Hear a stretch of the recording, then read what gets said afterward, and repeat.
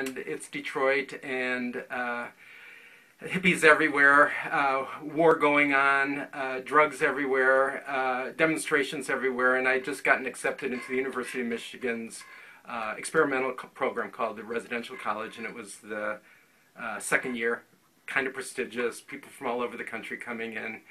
And so I was really excited. I was a little nervous, baby hippie in Ann Arbor. So the first weekend we were there, we had an orientation, and the professors that we had, really nice. I found out later that some of them were like world renowned, you know, but they were really comfortable and friendly. They asked us to call us by their first names, which I think about even today. I ask my students to do the same. Anyway, they gave us an orientation, and it was, you know, it was okay. It was your typical orientation. We didn't learn anything really. So we finished up, and we were walking back to our dorm rooms. We got to our rooms. There was a sign on everybody's door, meet us in the quad at 4 o'clock. This was a Saturday. So we didn't know what that was, but you know, we were good middle-class kids, and we were acculturated to school, so we followed directions. So we went down to the quad at 4 o'clock, and it turns out it was the second year students who had planned their own orientation. And a couple of them had gotten together, chipped in all their money, and they bought a whole lot of window pane acid.